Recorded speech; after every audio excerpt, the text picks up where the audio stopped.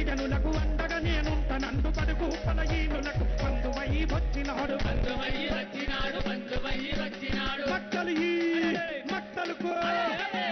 ఈ చరిత్రనే గౌరవనీయులైన ముఖ్యమంత్రి గారు, గౌరవ ఇన్ఛార్జి మంత్రివర్యులు దామోదర్ రాజనరసింహ గారు, మరి మన మంత్రి స్థానిక శాసనసభ్యులు గౌరవనీయులు వాకిటి శ్రీహరి గారు, ఇంకా గౌరవనీయులైన ఉమ్మడి పాలమూరు జిల్లా ఎమ్మెల్యేలు ఎందరో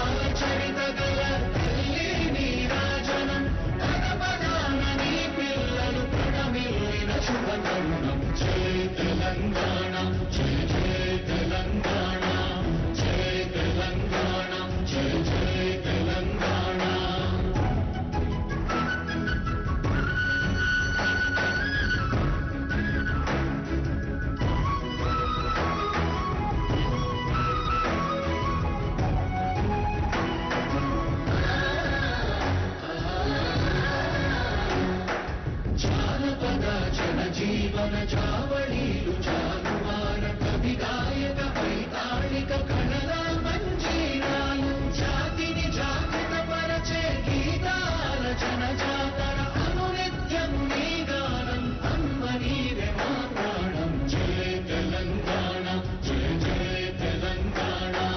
జయ తెలంగాణ జయ జయ తెలంగాణ.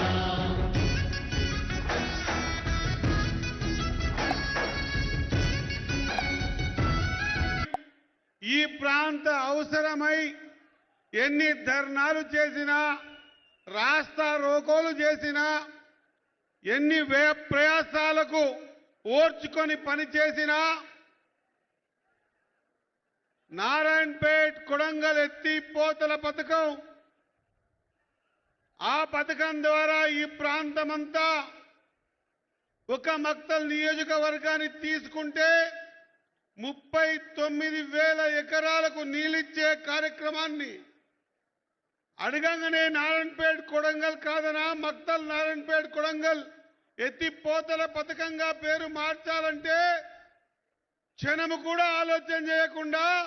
మక్తల నీటిని తీసుకెళ్తున్నాం కాబట్టి 122 కోట్లతోని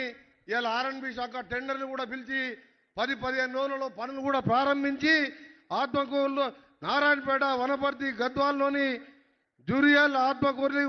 కొత్తపల్లి మండలాలకు రవాణా సౌకర్యం మెరుగుపడుతుంది. హైదరాబాద్ నుండి మంత్రాలయం, ఆత్మకూరు ఈ రోడ్లే కాదు, మన ప్రియతమ ముఖ్యమంత్రి గారి నాయకత్వంలో మనం అందరూ కూడా ఊహించలేదు. మీరందరూ కూడా దాదాపు 8,000 కోట్లతోని మన్ననూరు నుంచి శ్రీశైలం వరకు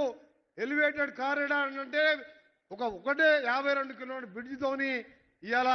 నేషనల్ హైవే మినిస్టర్ గడ్కరీ గారి దగ్గర, ప్రధానమంత్రి గారి దగ్గర నాతో పాటు వారు ఎమ్మడి ఉండి ఇది కావాలని చెప్పి ఖచ్చితంగా ఎప్పటికప్పుడు మాతో పట్టడమే కాదు, ఇవాళ చూసిన 10 ఏళ్ళు ఎక్కడ రోడ్లు ఎక్కడ వేయలే.